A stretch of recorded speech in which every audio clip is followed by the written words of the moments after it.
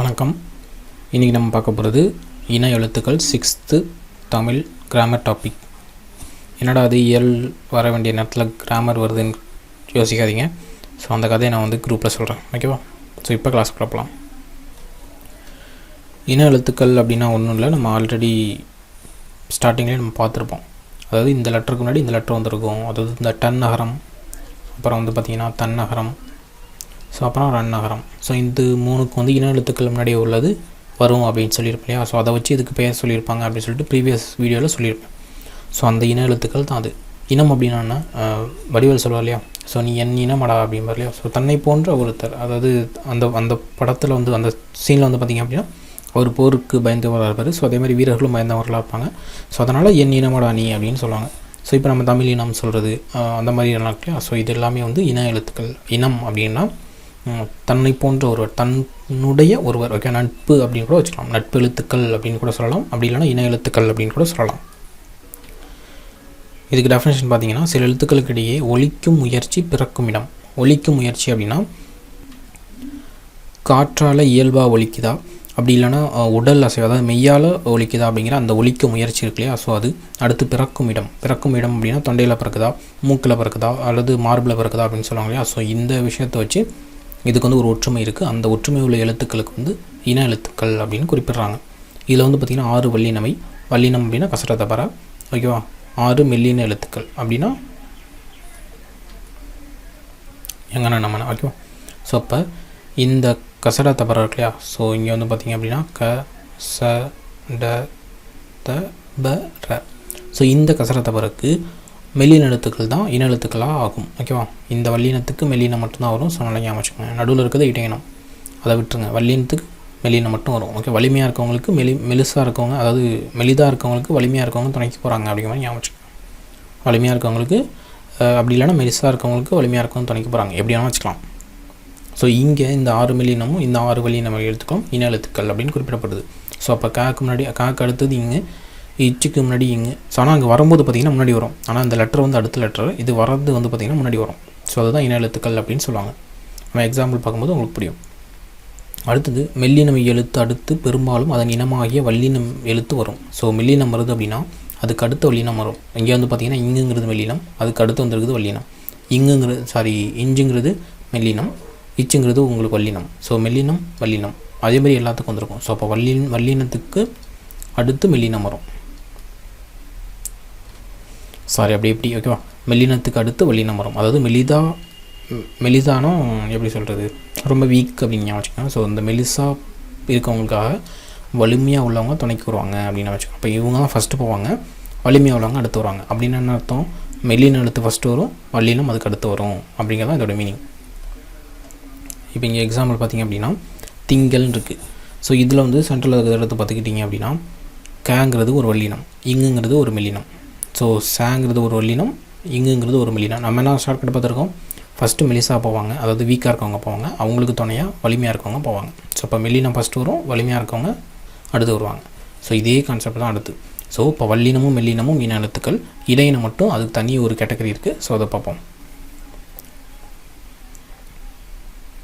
இடையினம் இருக்கு இல்லையா? ஸோ இடையின எழுத்துக்கள் எரல வல. ஸோ அந்த எரல வலலாம் இருக்கு இல்லையா? ஸோ இது எல்லாமே ஒரு இனம். இடையினம் மட்டும் ஒரு இனம். இந்த வல்லினமும் மெல்லினமும் இன்னொரு இனம், ஓகேவா? ஸோ இந்த எழுத்துக்கள்லாம் ஞாபகம் வச்சுக்கோங்க. அ ஆ இ ஈ உ ஊ ஏ ஏ ஐ ஐ ஓ ஓ ஔ ஊ.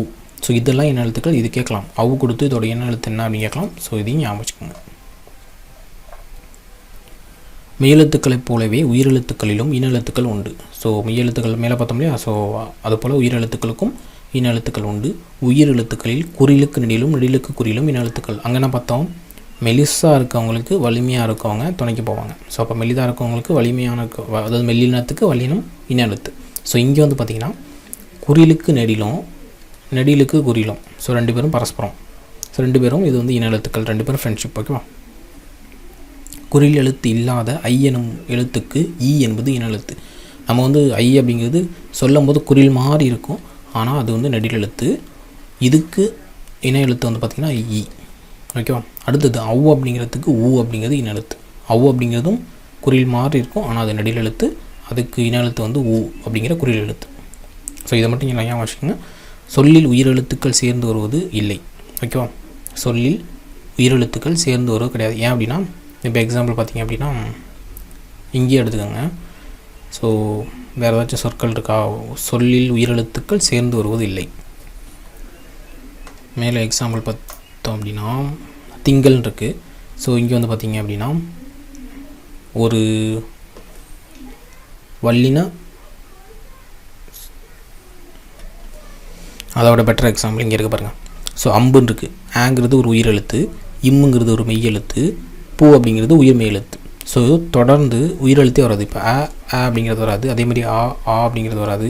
ஸோ இந்த மாதிரி அடுத்தடுத்து உயிரெழுத்துக்கள் தொடர்ந்து வராது. அது ஒரு கேட்டகரி, ஓகே, அது ஒரு ரூல்ஸ் மாதிரி. ஓகேவா? அடுத்தது இங்கே அதுக்கு எக்ஸாம்பிள் கொடுத்துருப்பாங்க. சில இடத்துல அந்த மாதிரி வரும். அது எங்கே அப்படின்னா அளபடை அப்படிங்கிற அந்த ஒரு கேட்டகரிஸில் மட்டும் இது வந்து அடுத்தடுத்து வரும். உயிரெழுத்துக்கள் அடுத்தடுத்து வரும். அளபடை அப்படின்னா என்னென்னா ரொம்ப நீட்டமாக சொல்கிறது. இப்போ எக்ஸாம்பிள் பார்த்திங்கன்னா உப்புன்னு சொல்லுவாங்களே, உப்பு அப்படிம்பாங்களே. ஸோ அந்த உப்பு அப்படிங்கிறதுக்கு தமிழில் என்ன பேர்னு பார்த்திங்கன்னா அளபடைன்னு. அளபெடுத்து வருவது, அதாவது ரொம்ப நேரம் நீட்டி சொல்கிறது. எதுக்கு சொல்லுவாங்க? இது வந்து ஒரு ஓசை இன்பத்துக்கும் கேட்குறதுக்கு ரைமிங்காக இருக்குன்னு சொல்லுவாங்க. ஸோ அதுக்காக கொண்டு வரது தான் இந்த அளபடை அப்படிங்கிற அந்த ஒரு கான்செப்ட். இது நம்ம போகும்போது டீட்டெயிலாக பார்க்கலாம். இங்கே எக்ஸாம்பிள் எடுத்து பார்த்திங்க அப்படின்னா ஓதல் அப்படின்னு இருக்கும். இதை படிக்கும்போது ஓதல் அப்படின்னு தான் படிக்கணும். அதே மாதிரி அப்படின்னு இருக்கும். இதை படிக்கும்போது தூம் அப்படின்னு படிக்கணும். அடுத்தது தளி அப்படின்னு படிப்போம், ஆனால் படிக்கும்போது தளி அப்படின்னு படிக்கணும். ஸோ இதெல்லாம் வந்து ஒரு அந்த